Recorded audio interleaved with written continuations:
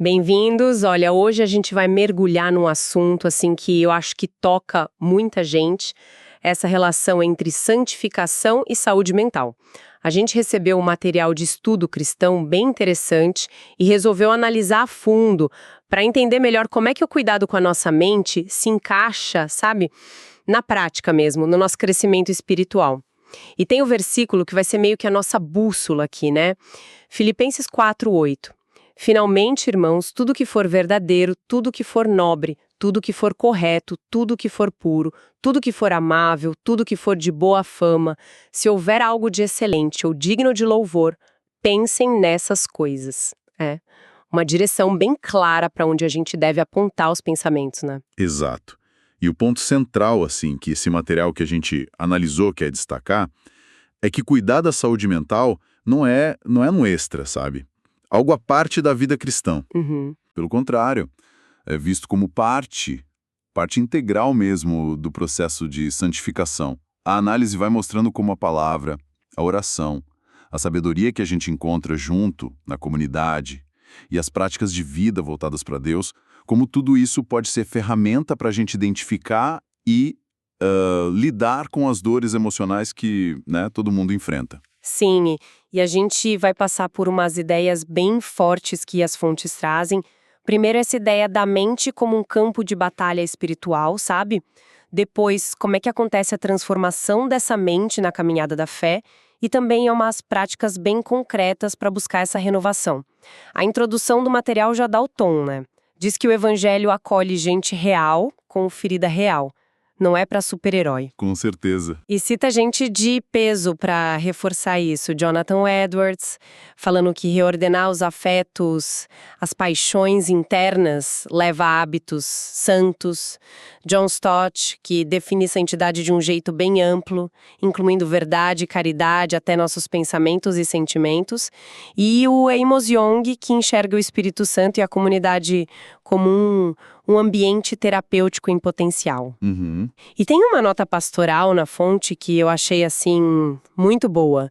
Santificação não é ficar indiferente ao sofrimento, sabe? Mas é uma consagração total que ensina a gente a sofrer com Deus e com o povo de Deus. Isso muda tudo. Ok, então, bora começar a desembrulhar isso. A primeira área grande que a fonte explora é essa imagem da mente como um campo de batalha espiritual chave. E ancora isso lá em Provérbios 23:7. Como imagina em sua alma, assim ele é. Impressionante, né? Muito. Conecta direto com o que Jesus ensinava. Ele sempre apontava para dentro, para a origem interna do pecado, lá nos pensamentos, nas intenções. Como a gente lê em Mateus 5:15. Não começa fora, começa aqui. Exatamente. E a fonte vai fundo nisso. O pecado muitas vezes cria a raiz, é ali, nos pensamentos. Tem uma citação do Anthony Palma, que achei interessante, diferenciando o autocontrole lá de Gálatas 5 do estoicismo. Não é reprimir a força, sabe? Não. É um fruto do espírito. Algo que a gente precisa cultivar ativamente. E o N.T. Wright, também citado, complementa de um jeito brilhante. Essa busca pela santidade mental, por alinhar o pensamento com o reino, é tipo um jeito de antecipar a nova criação. É treinar o coração para viver essa realidade agora. Faz todo sentido. E a aplicação prática que eles sugerem é bem direta. Prestar atenção onde o ciclo do pecado começa de verdade, na mente. Sabe aquelas fantasias que voltam sempre? Aquelas justificativas pequenininhas que a gente cria? Ficar remoendo mágoa, memória ruim. Uhum. Segundo a fonte, isso vai meio que preparando o terreno para ações que machucam a gente e os outros. E aí, claro, a gente cai na questão dos hábitos, mentais e espirituais. Sim. A fonte até menciona o Dallas Willard para lembrar algo importante. A graça não anula nosso esforço, né? Ela só tira a ideia de que a gente pode merecer salvação por ele. Renovar a mente dá trabalho, exige prática. Exige. E o Charles Finney também é citado nessa linha. Avivamento de verdade não é só um evento isolado. Ele instala hábitos que ficam.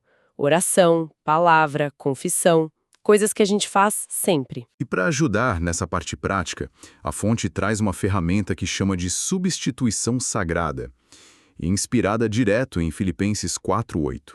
A ideia é simples, mas poderosa. Não adianta só tentar parar de pensar no negativo. Certo. Tem que substituir ativamente. Trocar aquela ruminação chata, culpa, medo, pensamento impuro, comparação, por verdades da Bíblia. É ter na manga, assim, uns versículos-chave, umas orações curtinhas, para ocupar aquele espaço mental de propósito. Agora, tem um ponto bem delicado, mas que a fonte trata com cuidado: as doenças mentais. Depressão, ansiedade, pânico. Eles batem na tecla que isso não é sinônimo de falta de fé de jeito nenhum. De jeito nenhum. Importantíssimo frisar isso. E para mostrar que o sofrimento emocional intenso faz parte da vida de fé, a fonte lembra de figuras da Bíblia, né? Aquela angústia dos Salmos 42, 88, o desespero de Paulo lá em 2 Coríntios 1, ou Elias, exausto, pedindo para morrer em 1 Reis 19. São exemplos que mostram que essa dor psíquica é real, mesmo para quem é muito dedicado a Deus. Sim, e a fonte traz visões teológicas que ajudam a gente a entender isso melhor. O Luiz Saião, por exemplo, ele alerta contra aquele reducionismo perigoso de achar que toda dor emocional é só falta de Deus. Sim, isso é muito comum, infelizmente. E o Stanley Horton reforça que o mesmo espírito que consola também nos capacita a cultivar hábitos que protegem a mente. O Gordon Anderson destaca o papel da comunidade. Uma igreja saudável cria ritmos de cuidado. Ritmos de cuidado, gostei disso. O que seria? Saber a hora de encaminhar para ajuda profissional. A fonte até resume um protocolo pastoral breve para os líderes: acolher sem julgar, orar e escutar de verdade, ajudar a pessoa a mapear os gatilhos, sugerir rotinas básicas de cuidado, palavra, sono, exercício físico, encaminhar se precisar e, o mais importante, continuar junto, acompanhando com oração e presença. Muito bom. Isso mostra um cuidado integral, né? E aqui a conversa fica ainda mais interessante. A próxima parte do material foca na transformação da mente como parte da santificação. A fonte defende uma visão bem completa. Deus não quer só a nossa alma, ele quer restaurar a pessoa inteira. Exato. O exemplo de Elias, de novo, é ótimo aqui. Deus cuidou do corpo dele primeiro. Pão, água, sono. E depois deu um novo propósito. Cuidado físico e espiritual juntos. Isso. A fonte cita o John Stott dizendo que ignorar a importância do corpo e do cérebro empobrece a nossa espiritualidade. E o Amos Yong vê a igreja como esse lugar que pratica hospitalidade com as nossas fraquezas, que acolhe. E como é que essa transformação acontece na prática? A fonte aponta para a mente sendo colocada aos poucos, sob a influência da palavra de Deus. Usa aquela imagem forte de 2 Coríntios 10, de destruir fortalezas.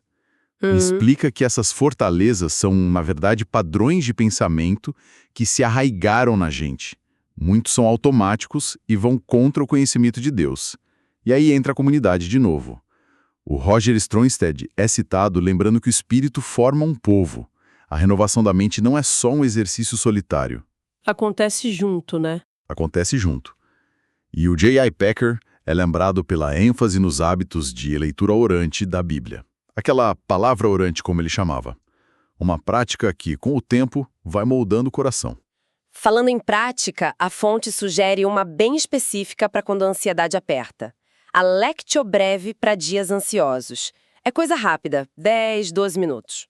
Como funciona? Começa com um minutinho de silêncio, para acalmar.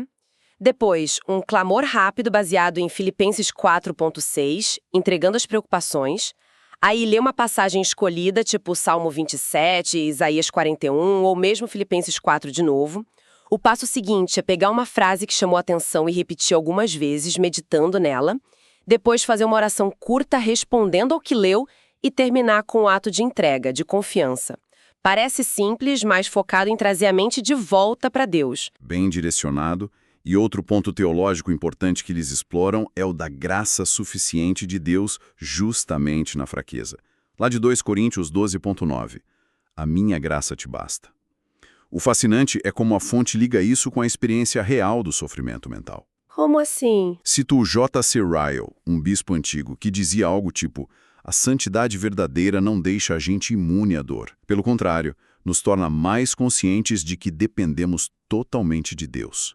Interessante. Iar Horton e Palma teólogos pentecostais, reforçam que a presença do Espírito, prometida lá em 1 Coríntios 10:13, é tanto um escape quanto um sustento. Ele ajuda a gente a suportar, inclusive o cansaço mental, a exaustão, ele está ali no meio da luta. Uau! Isso é muito encorajador. A fonte também traz umas perguntas para pequenos grupos, né? Coisas tipo: que verdade da Bíblia você precisa ruminar essa semana? Que limite prático, sei lá, no celular, na rotina, pode te ajudar a proteger a mente? Quem pode ser um parceiro de oração e prestação de contas nisso? Tenta levar a conversa para a vida real, para a comunidade. Exato. Tirar do abstrato. E aí a gente entra na terceira sessão, que foca em caminhos e práticas ainda mais concretos para essa renovação da mente. A fonte volta a falar das armas espirituais, de 2 Coríntios 10, diz que não são carnais, mas são poderosas em Deus, e lista algumas. A palavra, claro, a oração, a confissão sincera, a comunhão verdadeira com os irmãos e algo super atual, a tal sobriedade digital. Sobriedade digital. O que seria isso, exatamente? Mente ser bombardeada o tempo todo. Cita o Gordon Fee, um especialista em Coríntios, alertando que espiritualidade sem ética mental, sem se importar com o que a gente pensa, vira fachada. Vira só aparência. Isso. E o N.T. Wright reforça: as práticas que a gente adota moldam nossa imaginação. Se a gente quer santidade, precisa de rotina intencional. Não acontece por acaso. E para ajudar a criar essa rotina, a fonte sugere um plano bem simples, chamado Plano 5x5. 5 práticas pequenas para fazer em 5 dias da semana. A ideia não é sobrecarregar, é criar um ritmo. Que tipo de práticas? Por exemplo, 1.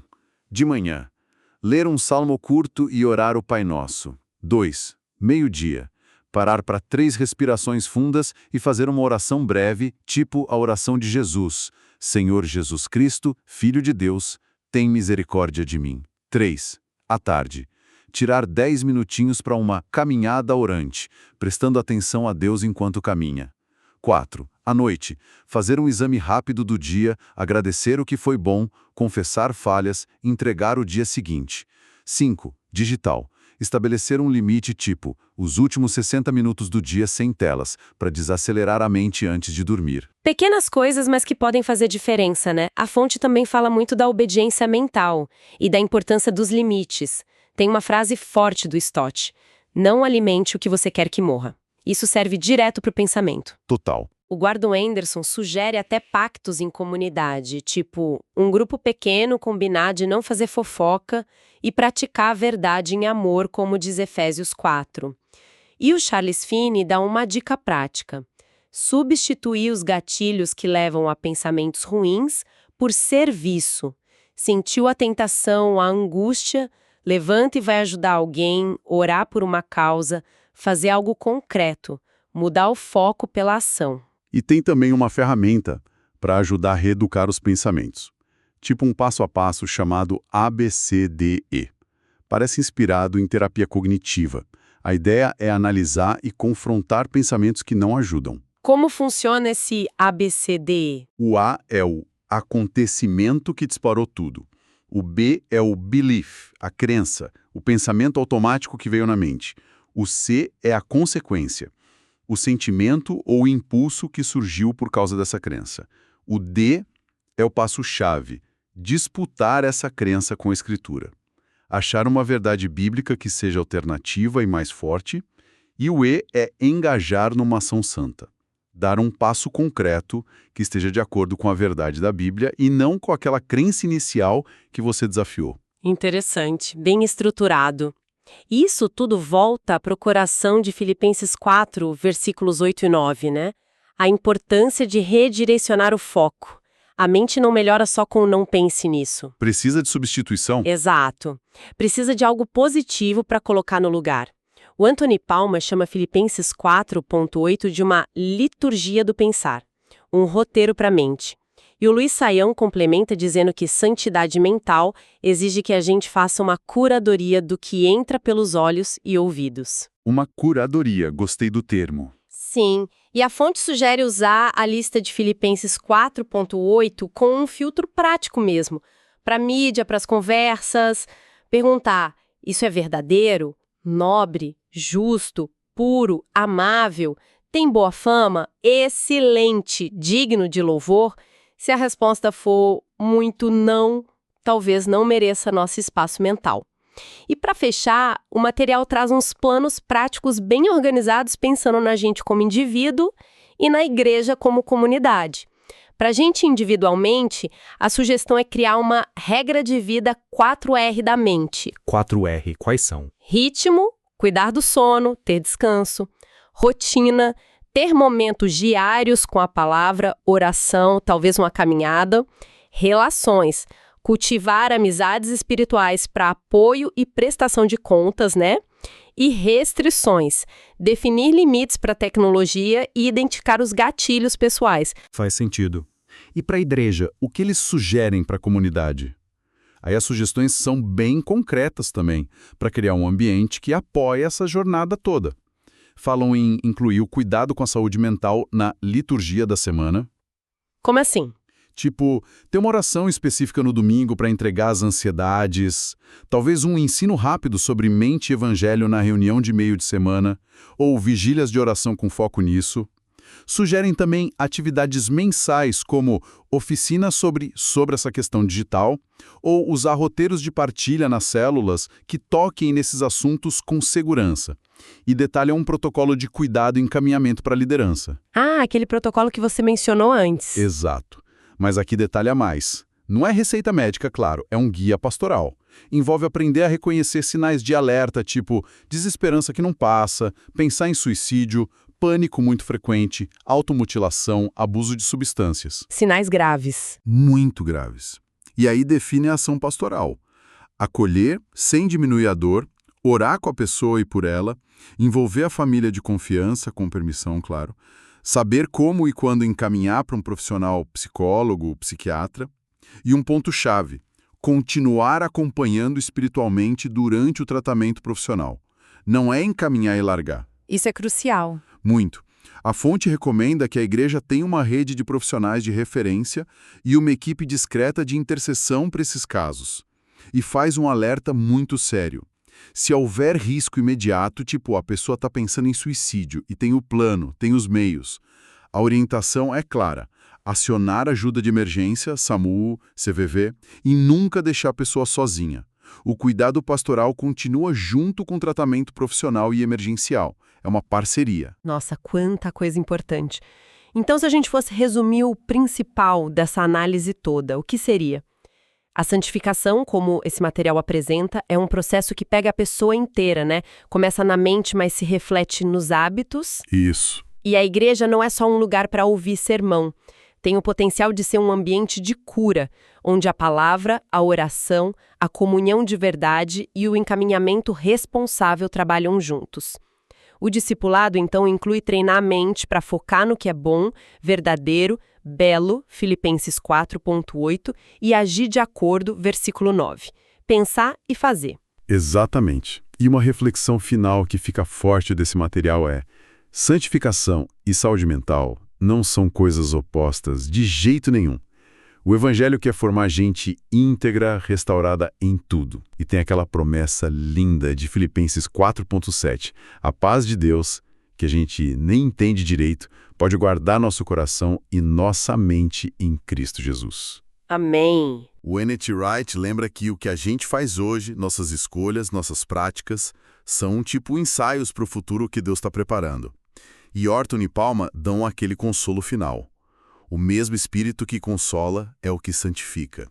O Pai da paz nos guarda e Cristo que sofreu caminha com a gente, mesmo nos momentos mais duros.